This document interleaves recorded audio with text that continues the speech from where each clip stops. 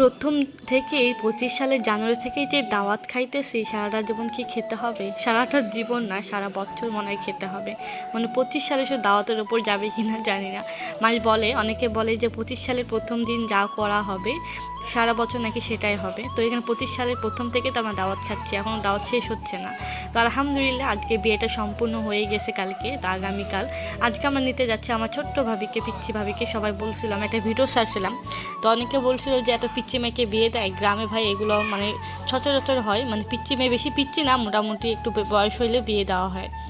তো যেই গ্রামে যাচ্ছি সেই গ্রামটা আসলে অনেক সুন্দর, পুরো সবুজে ভরা। আর এখানে মানে পুরা জমিতে শুধু আলু আর আলু, আলু ছাড়া কোনো মানে আবাদ করা হয় না, কোনো ফসল চাষ করা হয় না, শুধু আলু চাষ করা হয়। এই আলুগুলো দেখছেন, মানে পুরা জমিতে পুরা মাঠে শুধু আলু আর আলু। এরপর নাকি তারা তরমুজ গাড়বে, তরমুজ চাষ করবে। তো হচ্ছে এখানে আমরা সবাই মিলে পিঠা খাচ্ছি, আর এই পিঠাগুলো অনেক ভালো হয়েছে। শুধু জামাইয়ের জন্য এই পিঠাগুলো করছিল আর কি। তো আমরা তো যেহেতু গেছে আমাদের জন্য তো করবে নাকি। তো খাওয়া দাওয়া শেষ করে অনেক মজার ছিল পিঠাগুলো, আমি বলতেছি অনেক অনেক মজার ছিল। আর এই পিঠাগুলো মানে অনেক দিন পর খেলাম, আমার মায়ের হাতে আমি খাইছিলাম গ্রামে, তার এর মধ্যে খাওয়া হয়নি। তো খাওয়া দাওয়া শেষ করে রেস্ট নিয়েছিলাম 1 ঘন্টা পর রেস্ট নিয়ে আমরা সবাই মিলে আবার খাইতে বসছি দুপুরে।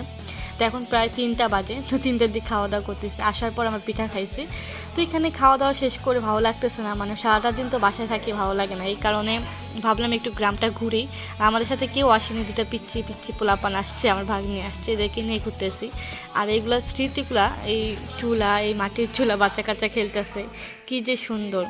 আর ভাগ্নিকে বলতেছে তুমি অনেক পরিসাজে আসছো, আজকে কেমন লাগছে তোমাকে? তখন বলতেছি ভালো হয়েছে, অনেক ভালো লাগতেছে।